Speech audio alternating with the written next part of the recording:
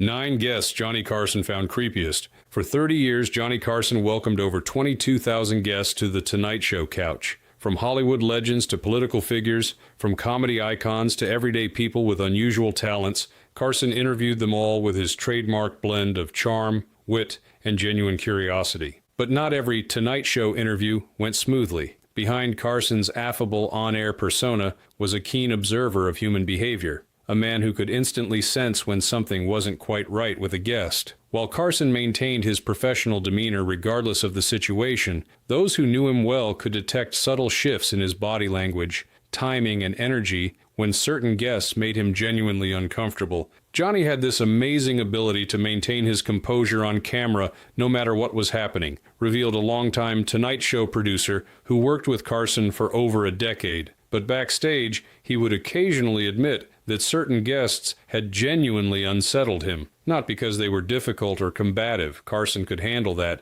but because there was something inexplicably disturbing about their presence or behavior. Today we're revealing the 9 guests who most deeply unnerved television's most unflappable host, the celebrities whose appearances left Carson visibly unsettled and prompted private comments about their disturbing qualities. From manic intensity to eerie stillness, from slurred incoherence to cold hostility, these are the encounters that made even Johnny Carson uncomfortable in his own studio. But first, let's understand why our first entry created such an unsettling atmosphere. An appearance by one of America's most celebrated literary figures that left Carson feeling like he was interviewing not a person but a spectral presence from beyond. And they were on the gallows, each one of them, for over 20 minutes before. Number 1, Truman Capote, Ghost at the Mic. Truman Capote was one of America's most celebrated authors, known for literary masterpieces like In Cold Blood and Breakfast at Tiffany's.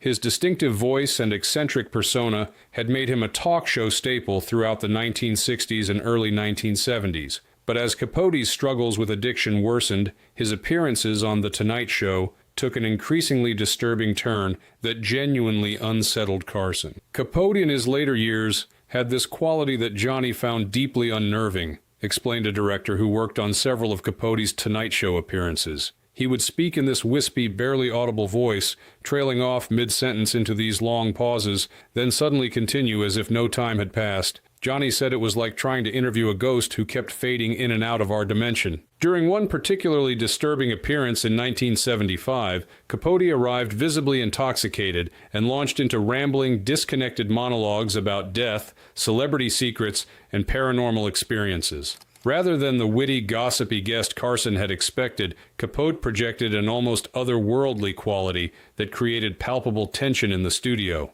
The audience didn't know whether to laugh or be concerned, recalled a camera operator who worked that night. Capote was slurring so badly you could barely understand him. But it wasn't just that. There was something almost spectral about his presence. He kept staring past Carson into empty space, then smiling at nothing. Johnny kept looking where Capote was looking, clearly unnerved. The interview became so incoherent that producers made the rare decision to cut it short. During the commercial break, Carson reportedly turned to his producer and said, "He sounded like a haunted house whispering its own memoir." When the show returned, Carson announced that Capote wasn't feeling well and moved on to the next segment. What made Capote particularly disturbing to Carson wasn't just his intoxication. The host had dealt with impaired guests before, but the combination of his physical frailty, his whispered intensity, and the disturbing content of his rambling stories. One writer who was present for the appearance recalled, Capote was telling these half-coherent stories about people he claimed had died under mysterious circumstances,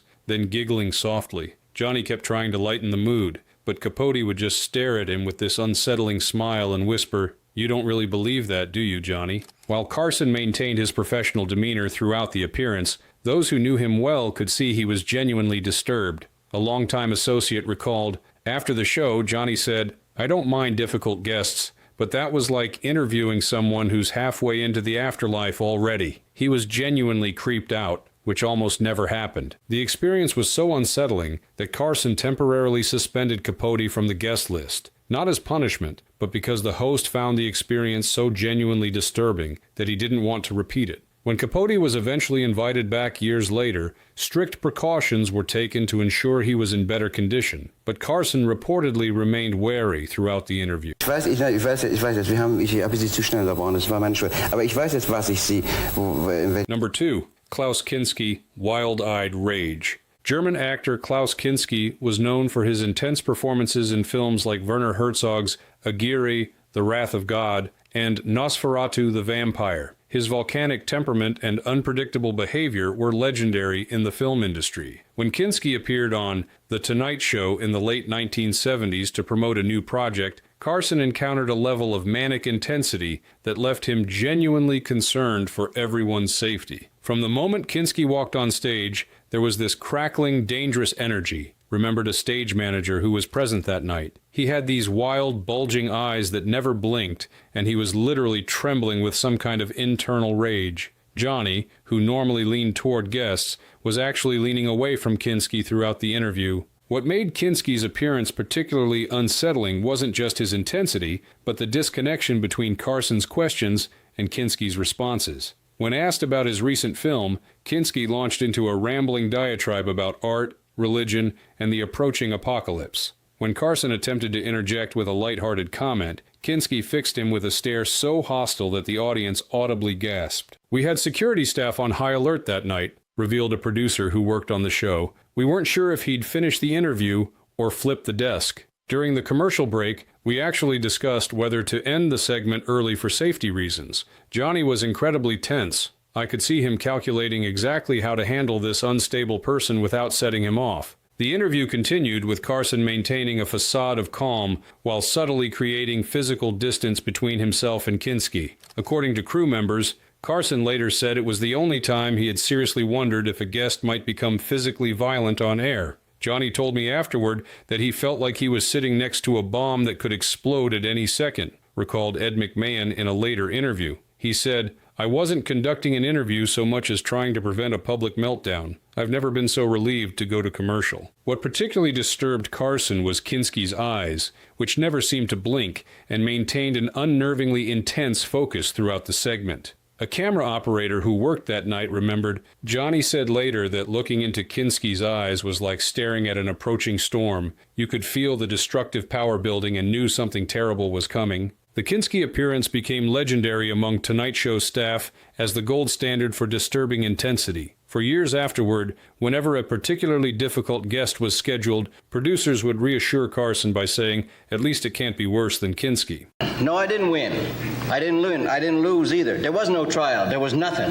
As a matter of fact, Number 3. Robert Blake, Cold Stares and Hostility. Robert Blake had established himself as a respected actor through his work in films like In Cold Blood and the popular television series Beretta. His reputation for intensity and authenticity made him a potentially interesting Tonight Show guest. What Carson couldn't have anticipated was the wave of barely contained hostility that Blake would bring to his appearance, creating one of the most uncomfortable interviews in the program's history. "Blake came on with this inexplicable antagonism," explained a writer who was present for the appearance. "It wasn't just that he was difficult. Plenty of guests were difficult. It was the cold, dead-eyed stare he fixed on Carson whenever Johnny asked a question. There was something genuinely unnerving about it, like he was mentally calculating how to do Carson harm." From the moment Blake settled into the guest chair, the atmosphere in the studio changed. Rather than engaging in the usual light conversation, Blake gave clipped, sarcastic answers to Carson's questions,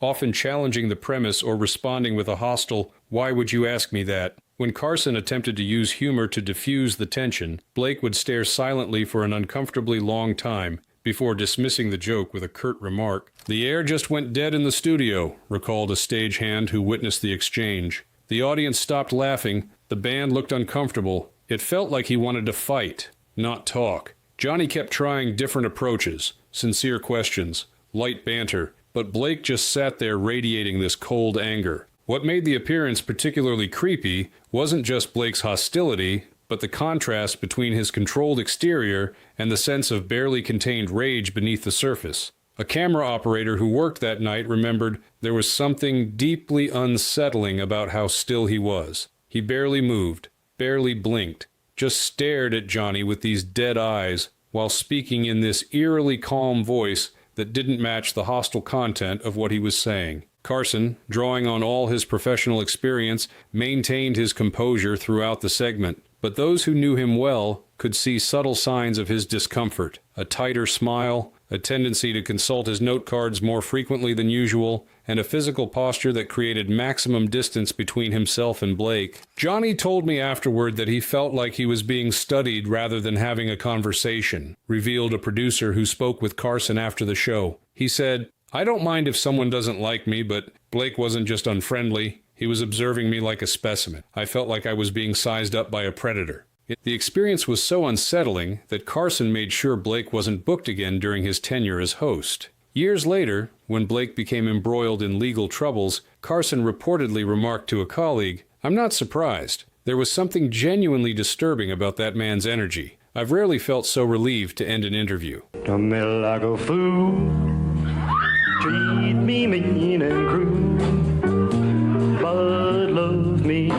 Number 4, Andy Kaufman as Tony Clifton, absolute chaos. Andy Kaufman was already known for his boundary-pushing comedy when he appeared on The Tonight Show as his alter ego, lounge singer Tony Clifton. While Carson appreciated Kaufman's more controlled appearances as himself, the Clifton character, intentionally obnoxious and confrontational, created an atmosphere of genuine discomfort and chaos that left Carson uncharacteristically rattled. The Tony Clifton appearance was unique because it was intentionally designed to be disturbing, explained a Tonight Show producer who was present that night. Most uncomfortable guests are accidentally difficult, but Kaufman was deliberately creating an unsettling atmosphere as part of his act. The problem was, it went beyond performance into something genuinely creepy. Clifton arrived on set already in character, wearing an ill-fitting tuxedo, a bad wig, and oversized sunglasses, reeking of cologne, and behaving belligerently toward staff members.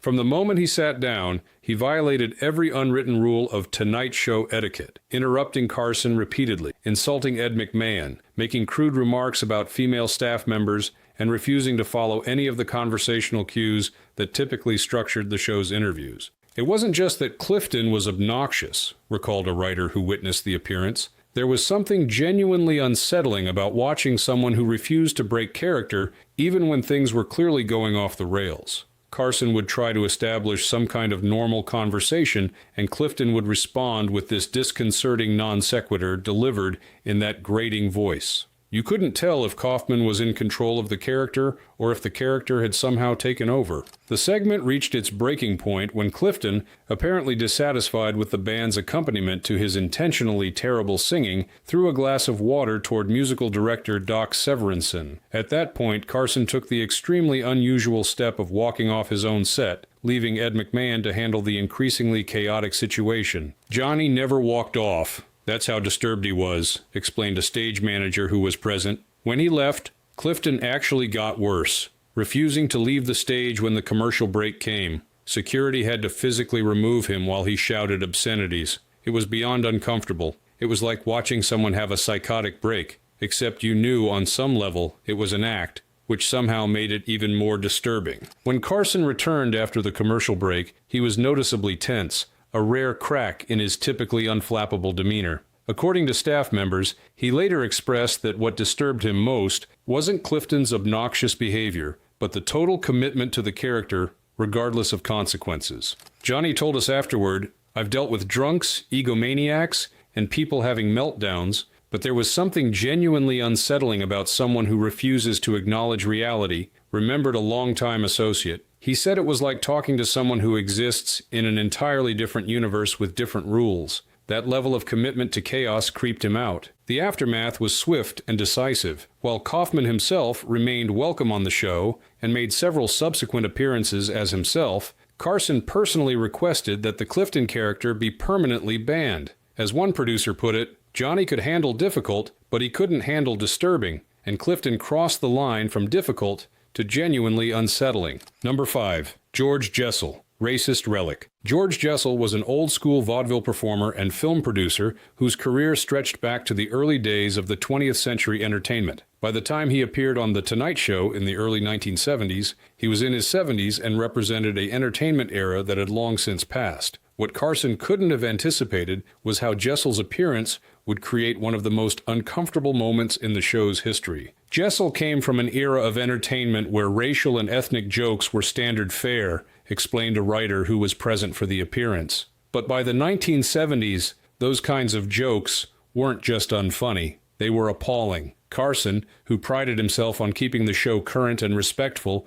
was completely blindsided by what came out of Jessel's mouth. The trouble began when Carson, after a brief introduction, invited Jessel to share some thoughts about his long career in entertainment. Instead of the light reminiscences Carson expected, Jessel launched into what a crew member described as a greatest hits of the most offensive material imaginable, a monologue filled with racist terms, stereotypes, and humor that might have passed in the 1920s, but was shocking to the 1970s audience. The studio went completely silent, recalled a camera operator who witnessed the moment. Not the uncomfortable silence where people don't get a joke. The horrified silence where everyone is collectively thinking, did he really just say that? Johnny's face froze in this pained smile. You could see him frantically trying to figure out how to stop this train wreck without creating an even bigger scene. What made the appearance particularly unsettling wasn't just the offensive content, but Jessel's complete obliviousness to how his material was being received. As the audience sat in stunned silence, Jessel continued as if expecting uproarious laughter,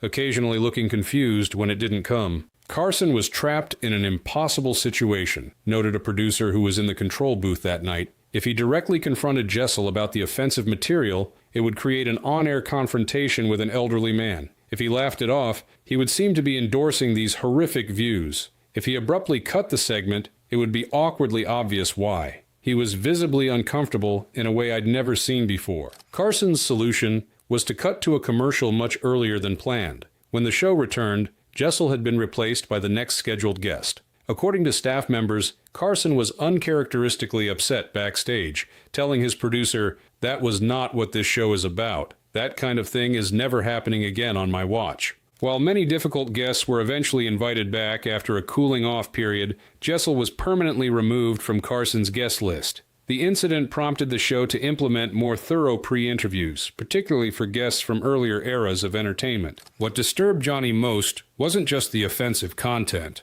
explained a longtime associate. It was the way Jessel seemed to be a visitor from another time who didn't recognize or acknowledge how the world had changed. There was something genuinely creepy about someone who seemed completely disconnected from contemporary reality. The Jessel incident became a reference point for the production team. Whenever potentially problematic guests were suggested, someone would inevitably ask, "But could we have another Jessel situation?" The mere mention of the name was enough to make bookers reconsider. Don't you like men's clothes? All the time? No, I don't do it all the time. They're my work clothes. I mean, a lot of people pick up a work pail and... Number 6. Divine, a shock to 1970s America. Divine, the drag performer who rose to fame through John Waters' transgressive films like Pink Flamingos and Female Trouble, was already a countercultural icon when booked on The Tonight Show in the mid-1970s. With an elaborate beehive wig, dramatic makeup, and a deliberately provocative persona, Divine represented everything mainstream 1970s America found challenging, making for an appearance that visibly unsettled even the normally unflappable Carson. This was long before RuPaul's Drag Race and mainstream acceptance of drag performance, explained a talent coordinator who worked on Divine's appearance. Having Divine on a mainstream network talk show was genuinely shocking for the era. Johnny, who was fairly traditional despite his progressive booking choices, was clearly out of his comfort zone from the moment Divine walked on stage. What made Divine particularly unsettling to Carson wasn't aggression or hostility. By all accounts, Divine was professional and well prepared for the appearance. Rather, it was the deliberate subversion of gender norms and societal expectations that created a palpable tension throughout the interview. Carson remained courteous but was visibly unsettled, recalled a director who worked that night. He kept a slightly greater physical distance than usual. His laugh was more nervous than genuine, and he was off his rhythm for the entire interview.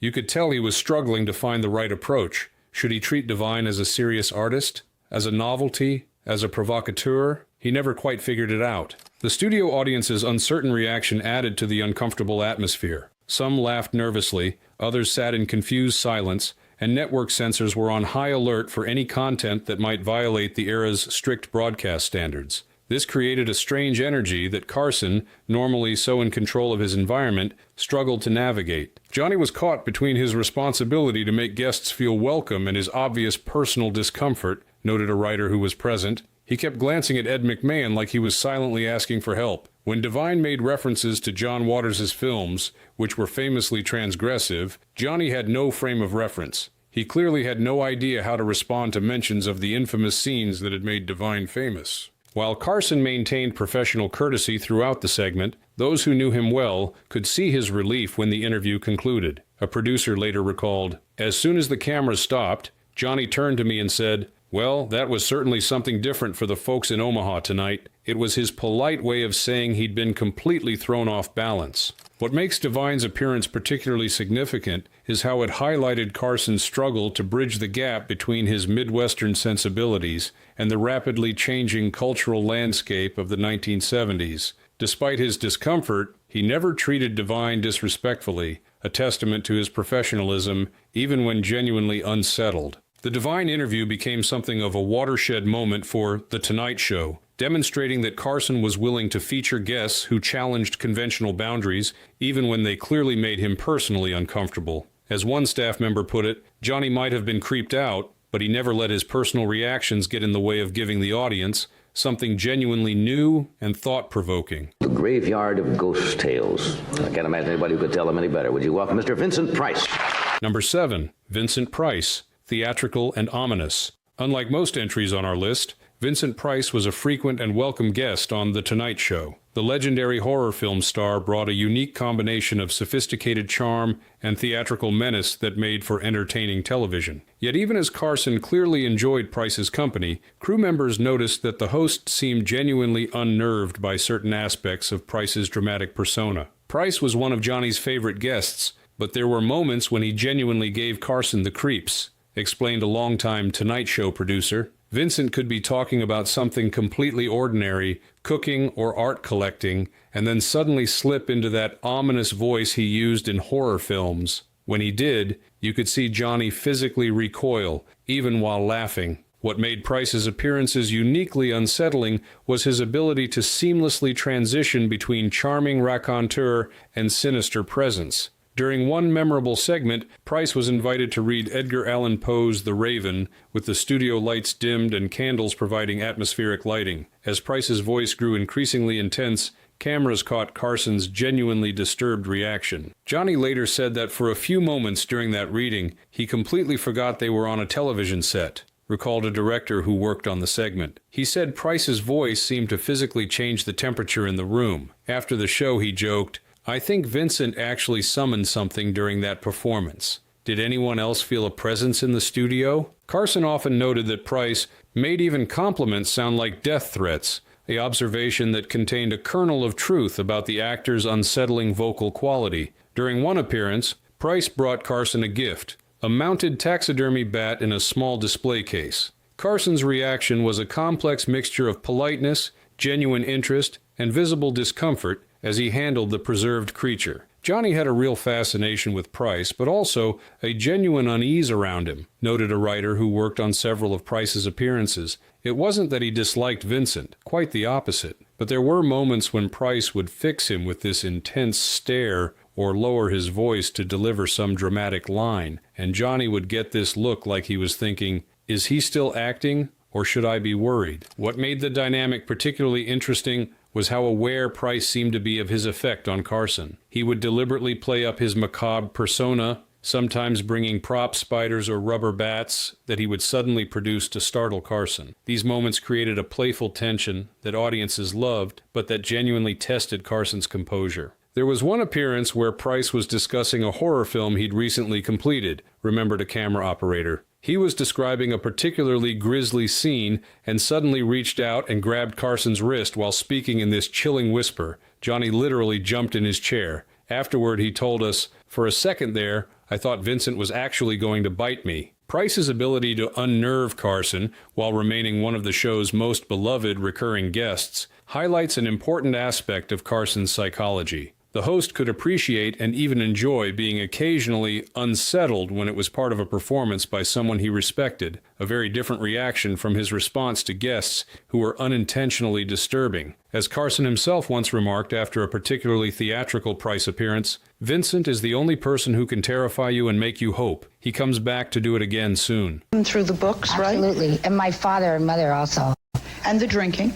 Yep. He was an alcoholic. Number 8. Margot Hemingway, Disturbing Spiral. In the late 1970s, Margot Hemingway was one of the world's top models, the face of Fabergé's Babe perfume, and granddaughter of literary legend Ernest Hemingway. Her appearances on The Tonight Show were initially glamorous and charming, but as her personal struggles intensified, her final appearance in the early 1980s created one of the most genuinely disturbing segments in the program's history. Hemingway came on for what should have been a standard promotional appearance for a film, but it was immediately clear something was very wrong, recalled a producer who worked on the segment. She was disoriented, her speech was erratic, and her eyes had this vacant, glassy quality. Johnny, who was always sensitive to guests in difficult situations, looked genuinely concerned rather than just professionally uncomfortable. What made Hemingway's appearance particularly unsettling wasn't aggression or hostility, but a profound sense of disconnection from reality. She would begin answering Carson's questions,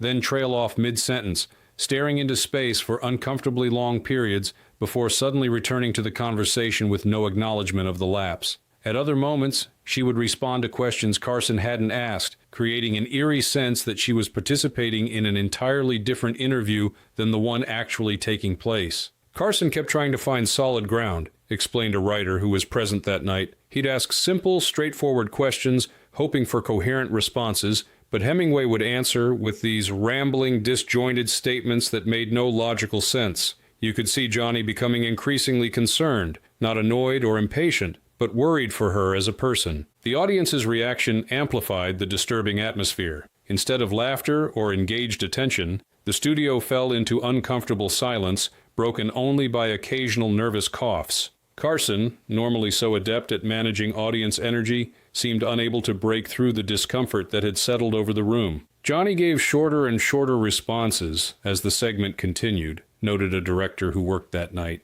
It wasn't rudeness. It was his way of trying to minimize the damage. He was clearly uncomfortable, but more in the way you're uncomfortable when witnessing someone in a genuine crisis than when dealing with a difficult guest. What made this appearance particularly poignant was the context that would later emerge. Hemingway subsequently revealed her struggles with addiction, bipolar disorder, and the pressure of living up to her family name. The Tonight Show appearance captured a woman in the midst of a deeply troubled period, something Carson seemed to intuitively recognize. After the segment, Johnny was unusually quiet, remembered a stage manager. When someone made a joke about Hemingway being out of it, Carson shut them down immediately, saying, "That wasn't someone being difficult, that was someone in trouble." He was genuinely disturbed, not by her behavior, but by what it revealed about her suffering. Years later, when Hemingway's life ended tragically by suicide in 1996, several Tonight Show staff members recalled that troubling appearance as a warning sign that had been clearly visible but not fully understood at the time. As one producer reflected, "Johnny was disturbed because I think he sensed the gravity of what we were witnessing. It wasn't just an awkward TV moment, it was a cry for help playing out on national television." This is like sitting at the World's Fair, riding one of those Ford machines. Number 9. Andy Warhol, The Dead-Eyed Silence. Andy Warhol's appearance on The Tonight Show in the early 1980s was arguably the most conceptually unsettling interview Carson ever conducted, not because of volatile behavior or concerning signs of personal troubles, but because of the artist's deliberate, unnerving passivity and refusal to engage in the basic conventions of conversation. Warhol's appearance was more performance art than interview, explained a producer who worked on the segment. He barely spoke, gave one-word answers when he did speak, and stared blankly through Carson as if he wasn't there. It created this incredibly uncomfortable atmosphere that even Johnny, with all his experience, couldn't navigate successfully. From the moment Warhol took his seat, the typical rhythm of The Tonight Show was disrupted. Carson would ask full, thoughtful questions, and Warhol would respond with a single word or a slight nod, followed by long, unblinking stares. When Carson attempted to use humor to break the tension, Warhol would offer a small, enigmatic smile that acknowledged the joke without actually engaging with it. The audience didn't know how to react, recalled a camera operator who was present that night. Was this a joke? Was Warhol being deliberately difficult? Was he incredibly shy? The uncertainty created this creeping discomfort that spread through the studio. People shifted in their seats, coughed nervously, looked around as if seeking confirmation that this was as weird as it felt. Carson tried every interviewing technique in his considerable arsenal: open-ended questions, specific inquiries about Warhol's art, personal anecdotes meant to elicit response, even direct comments about the unusual nature of the conversation. Nothing penetrated Warhol's affect of detached observation. At one point, Johnny directly asked, "Do you even want to be here?" remembered a writer who was backstage. Warhol just shrugged slightly, neither confirming nor denying. It was like trying to interview a sphinx. Johnny later joked off-air, "That man could be made of wax," but you could tell he was genuinely unsettled by the experience. What distinguished Warhol's appearance from other difficult interviews was the absence of conventional discomfort markers. He wasn't hostile like Robert Blake, intoxicated like Capote, or manic like Kinski. Instead, his presence created what one staff member described as an existential vacuum that seemed to distort the normal flow of time and interaction. It wasn't hostility, it was existential dread, noted a director who worked that night. Johnny relied on the basic human connection of conversation, and Warhol refused to participate in that fundamental exchange. Carson later said the experience felt like interviewing a ghost who knew something you didn't. It was genuinely eerie. In many ways, Warhol's appearance represented the perfect inversion of everything The Tonight Show stood for. Instead of warmth, connection, and entertainment, he offered coldness, disconnection, and discomfort. For Carson, whose entire career was built on establishing easy rapport with guests, the experience was profoundly disconcerting. After the segment, Johnny was both irritated and fascinated, recalled a producer who spoke with Carson afterward. He said, "Either that was the worst interview I've ever done, or it was brilliant performance art, and I'm not sure which would bother me more." He seemed genuinely shaken by the interaction, not angry, but disturbed on a deeper level. Warhol's appearance became legendary among Tonight Show staff as the gold standard for uncomfortable silence. While Carson occasionally mentioned other difficult guests in later years, he rarely referenced the Warhol interview, as if the experience had been too fundamentally unsettling to revisit even in retrospect.